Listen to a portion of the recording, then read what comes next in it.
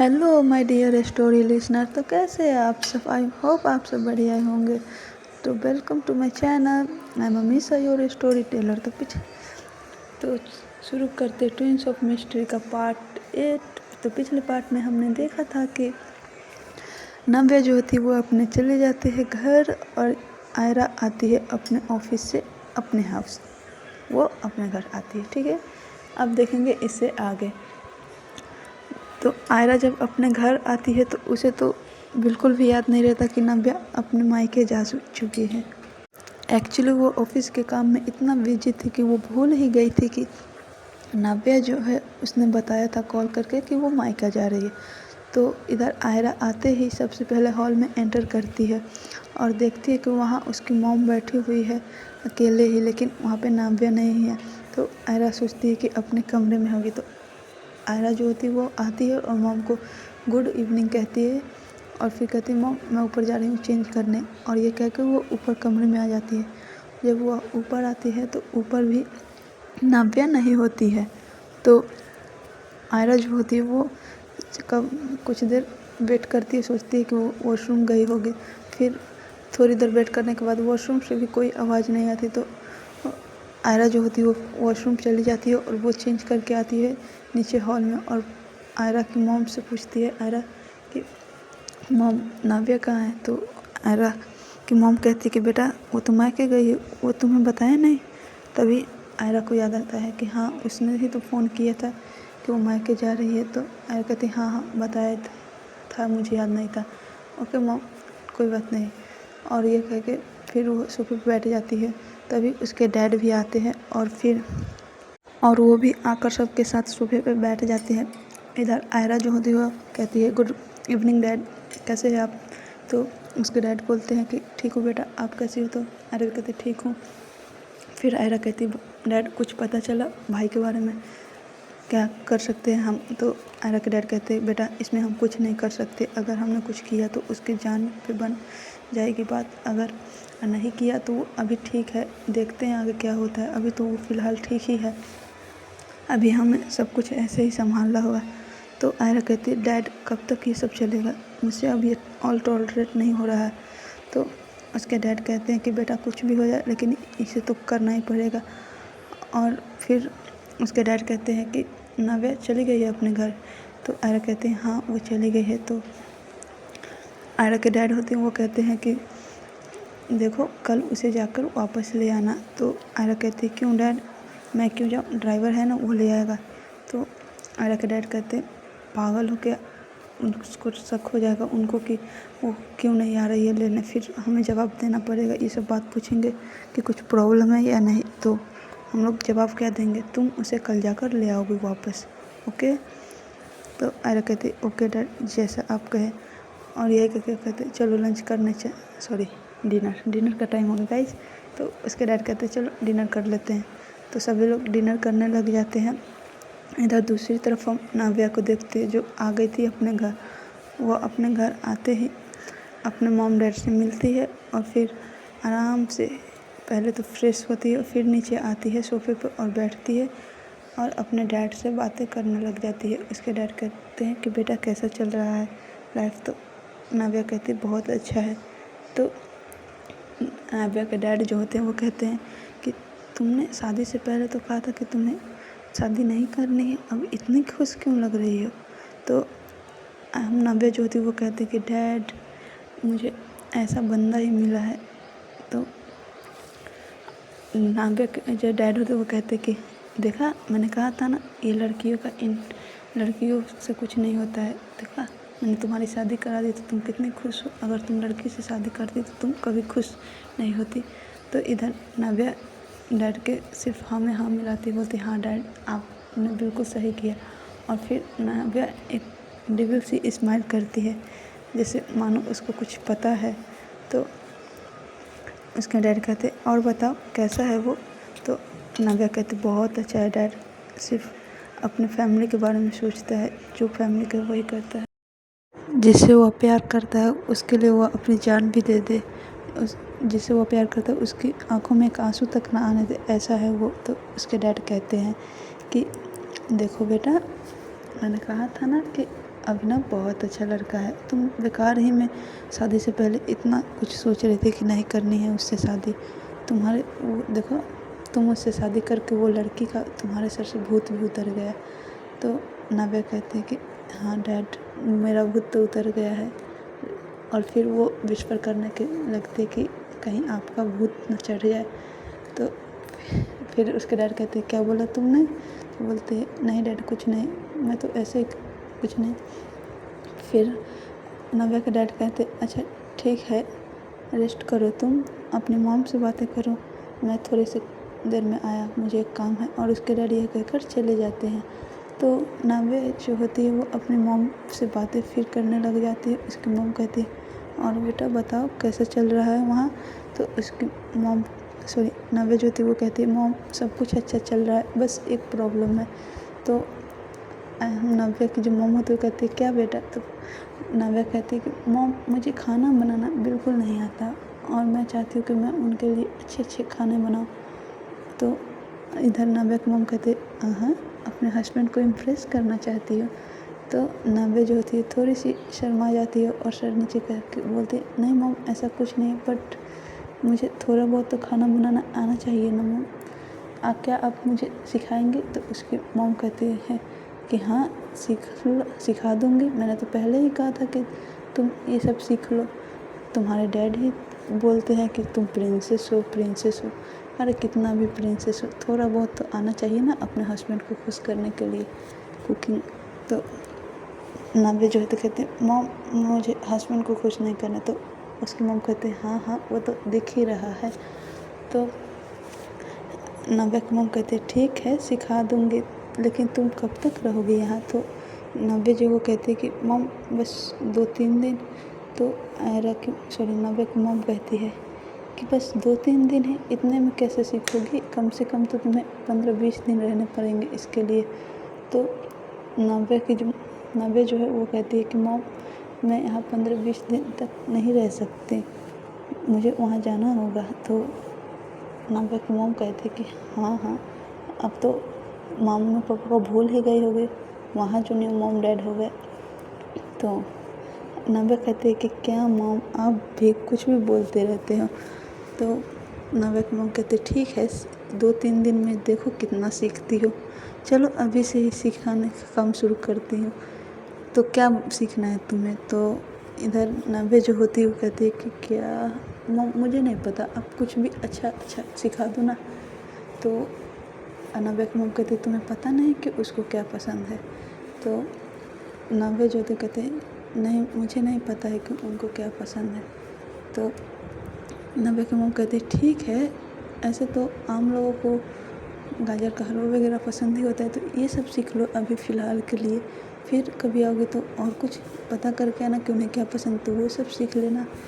तो नव्या जो थे अपना सिर हाँ में हिलाती है और फिर ये लोग आ जाते हैं किचन में। इधर दूसरी तरफ देखते हैं हम आयरा को। आयरा अपने कमरे में ब्रेकफास्ट करके आ जाती है, डिनर करके आ जाती है और वो आते ही अपने बेड पे चली जाती है, लेकिन उसे नींद बिल्कुल आ नहीं रही थी। उसे पूरा कमरा खाली खाली सा लग रहा था। उसे नव्या की याद आ रही थी कि कैसे वो उसके साथ सुबह सुबह सोई हुई थी और कैसे वो पहली बार जब मिले थे तो वो उस दोनों के बीच में बिल्कुल खामोशी, फिर दूसरी बार एकदम से झगड़ा, और यही सब सोचते हुए उसे तो नींद बिल्कुल आ नहीं रही थी। वो बेड के दूसरी तरफ देखती रहती है कि यहाँ पे नव्या सोती है, और ऐसे ही करते करते उसे लगभग 1-1.5 घंटा हो जाता है। फिर रात के बज रहे थे 10। तो इधर आयरा को नींद आ ही नहीं रहा होता है तो वो करती है माया को कॉल। तो माया इतनी रात को आयरा का कॉल देख के पिक करती है और कहती है क्या भाई क्या हो रहा है, नींद नहीं आ रही क्या? तो आयरा जो थी कहती है हाँ यार नींद नहीं आ रही। तो इधर माया कहती है कि क्यों नींद क्यों नहीं आ रही, कुछ हुआ है? तो आयरा जो होती है कहती है नहीं कुछ नहीं हुआ है, बस ऐसे नींद नहीं आ रही थी, थोड़ी सी ऑफिस को लेकर टेंस चल रही है। तो इधर माया जो कहती है झूठ मत बोल यार, कुछ तो हुआ है। तो इधर आयरा कहती है यार देख नव्या चली गई है और मुझे ना ये पूरा कमरा खाली खाली सा लग रहा है। माया कहती है कि हाँ हाँ, खाली खाली से लग रहा है, देख तेरी बीवी चली गई तो खाली खाली से कमरा तो लगेगा ही ना। तो इधर आयरा फिर सोच में कुछ पड़ जाती है और वो फिर से नव्या के बारे में सोचने लगती है। तो इधर माया कहती है कि हेलो हेलो, कहाँ खो गए यार, कुछ बोल तो आयरा सेंसेस में आती है फिर से और कहती है हाँ हाँ, क्या कहा तूने। तो इधर माया टीच करते हुए कहती है कि बहुत याद आ रही है, तो उसे कॉल कर लेना। तो आयरा कहती है कि नहीं यार, मैं उसे कॉल क्यों करूँ, वो मेरी क्या लगती है। तो इधर से माया कहती वाइफ लगती है तेरी, कर ले कॉल। तो आयरा जो होती है कहती नहीं, बिल्कुल नहीं, और तू देख मुझे ये सब बोलना बंद कर, तू भी नहीं मुझे दिमाग में बैठा के रखा कि वो मेरी वाइफ है, तू मत बोल ऐसा। जब भाई आएंगे तब मैं उनको क्या जवाब दूँगी कि उनकी वाइफ के साथ मेरा चक्कर चल रहा है, ऐसा बिल्कुल नहीं हो सकता, ठीक है, इसीलिए भूल जाओ ये सब। तो माया कहती है कि हाँ हाँ ठीक है, चल ज़्यादा लेक्चर मत दे, समझी, और ये बता कि अभी क्या करेगी, खुद जाग रही और मुझे भी जगा रही, चल सो जा तू। तो आर्या कहती नहीं, तू मुझसे बात कर, मुझे नींद नहीं आ रही। तो माया कहती है कि देख भाई, मैं तेरी बहन हूँ ना, तू मुझसे कैसे बात कर सकती है, तेरा नीयत तो ख़राब नहीं हो रहा है मुझ पे। तो आयरा कहती है कैसी बातें कर रही है यार, तू मुझे इतनी ठरकी समझती है, मैं तुझसे छे। तो माया कहती कि बस जोक मार रही थी, चिल कर, ऐसा कुछ नहीं, मैं जानती हूँ तू मेरा भाई है, प्यारा वाला अच्छा वाला, ठीक है। तभी इधर नाव्या का कॉल आयरा के पास आता है। तो आयरा देखती है अपने कॉल की तरफ और इधर नाव्या को तो कॉल बिजी बिजी बताएगा ना कि समवन हैज बोला। तो नाव्या जो तो सोचती है इतनी देर से किससे बात कर रहे हैं। तो नाव्या कॉल कट कर देती है और इधर आयरा जो तो कहती है माया सुनना, उसका कॉल आ रहा है। तो मैं तो जानती कि किसका कॉल आ रहा है, लेकिन पूछते किसका। तो आयरा कहती है अरे उसी का।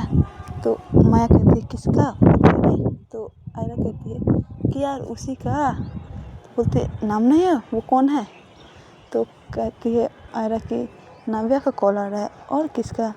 तो कहते हैं हाँ हाँ उठा लेना। तो आयरा कहती मैं क्या बात करूँगी उससे। तो माया कहती है कि ये भी मैं तुझे बताऊँ, जब उठाएगी ना तो खुद बातें करने लग जाएगी और मुझे बताएगी भी नहीं कि पूरी रात क्या बात की है, समझी। और अभी पूछ रही क्या बात करूँ, चुपचाप मैं कॉल रख रही हूँ और तू उससे बातें कर और मेरा पीछा छोड़ और मुझे सोने दे। मैं सिंगल हूँ यार, मुझे क्यों तड़पा रही है, मुझे ऐसा फील क्यों करवा रही हो कि दुनिया में सिर्फ मैं अकेला ही मरने के लिए आई हूँ, अभी तक मुझे कोई मिली नहीं है। तुझे तो पता है कि मुझे भी गर्ल्स में इंटरेस्ट है, वो मुझसे नहीं संभालता। तो आयरा कहती है कि हाँ हाँ ठीक है, रखती हूँ फ़ोन, ज़्यादा बकवास मत कर, गुड नाइट। तो इधर मैं भी कहती गुड नाइट, और भाभी जी को मेरी तरफ से भी गुड नाइट कह देना। तो आयरा कहती है या फिर गुड मॉर्निंग ही कह देना। तो आयरा कहती है कि तू ना बहुत बोल रही है, अब फ़ोन रख तू। तो मैं कहती हाँ हाँ रख रही हूँ, बीवी से बात करने के लिए अपने दोस्त को भूल गई। तो आयरा कहती है कि देख तेरा ज़्यादा हो रहा है, अब तू रख फ़ोन, बोल रही हूँ ना रख। और ऐसे करके फ़ोन कट कर देती है आयरा और एक स्माइल करती है और फिर वह नाव्या कॉल करती है। तो नाव्या कॉल उठाती है और इधर जैसे ही नाव्या कॉल उठाती कहती है किससे बातें कर रहे थे। तो आयरा कहती है कि अपने फ्रेंड से। तो नाव्या कहती है कौन फ्रेंड। तो आयरा कहती है माया, तुम्हें बताया तो था वो मेरी बेस्ट फ्रेंड है। तो नाव्या कहती है कि माया से तुम बातें कर रहे थे। तो आयरा कहती है हाँ मैं माया से ही बातें कर रही थी। तो कहती झूठ तो नहीं बोल रहे हो। तो आयरा कहती नहीं झूठ नहीं बोल रही हूँ, मैं माया से ही बातें कर रही थी, नहीं विश्वास है तो मैं तुम्हें माया को कॉल करके पूछवा दूँ। तो आयरा कहती कोई ज़रूरत नहीं है, ठीक है। तो आयरा कहती हाँ ठीक है, बताओ कॉल किस लिए किया। तो नाव्या कहती है कि खाना खाया आपने। तो आयरा कहती हाँ खा लिया, तुमने खाया। तो नाव्या कहती हाँ मैंने भी खा लिया। फिर नाव्या कहती है कि और बताओ कैसे हो। तो आयरा कहती ठीक हूँ, जैसा रोज़ रहता हूँ वैसे। तो मैं इधर से नाव्या कहती कि रोज़ रहता हूँ इसका मतलब तुम आज ड्रंक होकर आया हूँ फिर से। तो आयरा कहती नहीं नहीं मैं ड्रंक नहीं होकर आई हूँ, कसम से यार मैंने बिल्कुल नहीं पी। और फिर इधर नव्या कहती ठीक है नहीं पी कर रहे हो तो बताओ ऑफिस में कैसा सब चल रहा है। तो आर्या एकदम से सोचती ऑफिस, ये ऑफिस का क्यों सब पूछ रही। तो आर्या कहती हाँ अच्छा ही चल रहा है। और ऐसे ही करते दोनों कुछ कुछ बातें करने लग जाते। वैसे ही बातें करते करते रात के बज जाते हैं लगभग 1। और इधर नाव्या आयरा को नींद आ जाती है, वो सो जाती है। और तभी नाव्या का कॉल देखती है कि अब आयरा हेलो ऐसे करती हेलो आयरा आयरा कुछ बोलो। लेकिन फिर उसे ध्यान आता है कि आयरा नहीं बोलना था अभी बोलना था। उसे लगा कि आयरा ने सुन लिया तो वो कहती अभी अभी कुछ बोलो। तो फिर देखती है कि कुछ कोई रिस्पॉन्स नहीं आ रहा उधर से। तो बोलती लगता है सो गई, अच्छा हुआ कि उसने आयरा नहीं सुना। और ये कह के फिर वो कॉल कट कर देती है। और तभी उसके चेहरे पे एक बहुत बड़ी स्माइल आती है, जैसे विनर वाली स्माइल उस टाइप की। और आयरा सॉरी नाव्या उठती है अपने बेड से और एक उसके कमरे का जो सीक्रेट कमरे के अंदर सीक्रेट कमरा था यार, ठीक है। और माफिया का घर है तो कुछ स्पेशल होगा ही। तो उसके कमरे के अंदर एक और कमरा था, वो ओपन करती है नाव्या और जाती है अंदर। वहाँ का लाइट्स ऑन करती है तो वहाँ पे आयरा की बहुत सारी तस्वीरें लगी हुई थी। और इधर नाव्या एंटर करते ही आयरा की सारी पिक्चर को देखकर स्माइल करती है और कहती है कि देखा आखिरकार मैंने तुम्हें पा ही लिया आयरा। मैं जिसे चाहती हूँ वो सिर्फ मेरे पास होता है। ये बात डैड को भी नहीं पता मैं कितनी बड़ी जिद्दी हूँ। डैड को क्या लगा कि मैं अभिनव से शादी कर लूँगी, बिल्कुल नहीं। पता है तुम्हें जब मैंने पहली बार देखा था ना, और वो उस समय को याद करती है जब आयरा पहली बार एक कैफ़े में टकराई थी नाव्या से। और वहाँ पे मतलब कैसे भी टकराई होगी यार, इतना बड़ा शहर तो है तो कहीं ना कहीं कैफ़े में मिल गई होगी, ठीक है। इतना हम डिटेल नहीं जाएंगे। और वहाँ पे टकराती है तभी नाव्या आयरा को देखती है और उसकी आंखों में बहुत देर तक देखते ही रह जाती है। लेकिन आयरा वहाँ से फिर उस लड़के प्रशांत के साथ चली जाती है। और इधर नाव्या बस उसको देखती ही रह जाती है। समझो मतलब पहले नज़र का जो प्यार होता है ना, वो हो गया था नाव्या को आयरा से, ठीक है। और उस समय से फिर आते हैं अभी प्रेजेंट पे। और नाव्या कहती है कि जब मैंने तुम्हें पहली बार देखा था ना, तभी मैं तुमसे प्यार कर बैठी थी। डैम इट, तुम्हें ये बात का बिल्कुल खबर नहीं है और यहाँ किसी को भी नहीं। और फिर एक और बात वो बोलते हैं कि अभिनव वो तो मुझे पता है कि वो कहाँ है, और जब तक तुम मुझे एक्सेप्ट नहीं कर लोगी तब तक मैं उसको छोड़ने वाली बिल्कुल नहीं। जब तक तुम्हें मुझसे प्यार न हो जाए मैं उसे कहीं नहीं जाने दूँगी। आई नो मुझे उसको नुकसान नहीं पहुंचाना है, क्योंकि अगर मैंने उसे कुछ भी किया तो वो तुम्हें बुरा लगेगा और फिर तुम मुझसे दूर हो जाओगी। लेकिन मैं उसे अभी जाने भी नहीं दे सकती। आयरा समझी, तुम सिर्फ मेरी हो। मैं पता है अभिनव को भी मैंने इसीलिए शादी के लिए हाँ बोला था। जब मैं अभिनव से मिलने गए थे हम लोग एक रेस्टोरेंट में, तो तुम्हें मैंने वहाँ देखा था, तुम अभिनव से बातें कर रही थी। और तभी मैंने तुम दोनों की शक्ल देखी और मुझे पता चला कि तुम दोनों ट्विंस हो। मेरे पास ये आइडिया आया और मैंने ही ये सब किया है। इसमें तुम्हारे डैड की गलती नहीं है आयरा, उनको भी तो मेरे ही स्टाफ ने भड़काया था कि दोनों का शक्ल सेम है। और फिर वो ये भी कहती है कि अब कोई भी तुम्हें मुझसे नहीं दूर कर सकता, चाहे कुछ भी हो जाए। तुम सिर्फ मेरी हो आयरा, तुम सिर्फ मेरी हो।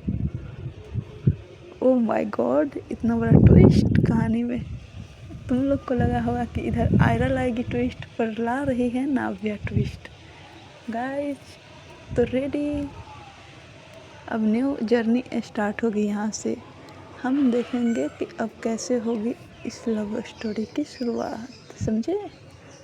और यही कह के नाव्या जो होती है वो सोने चली जाती है। और इधर आया तो सो ही चुकी होती है। अब हम देखेंगे कल, ठीक है। बाय बाय गाइज, और देखते हैं कि आगे क्या होता है। और जिस चीज़ को पता था कि नाव्या ने ये सब किया है वो प्लीज़ कमेंट करे, और जिसको नहीं पता था वो थोड़ा सा सैड नहीं, हैप्पी सरप्राइज्ड होने वाला। Okay, bye bye, take care everyone, और प्लीज़ लाइक सब्सक्राइब एवं कमेंट करें जरूर। मेहनत लगती है यार, इतना ज़्यादा हवा चल रहा है और मैं यहाँ बैठ के स्टोरी को रिकॉर्ड कर रही हूँ, तो थोड़ी मेहनत तो लगती है, इसके लिए लाइक तो बनता है। प्लीज़ लाइक कर दो यार सब। और मैंने कहा था कि आज स्टोरी नहीं आएगी, लेकिन मुझे टाइम मिल गया है तो मैंने स्टोरी रिकॉर्ड कर ली है, इसलिए आज स्टोरी आएगी। समझे आप लोग।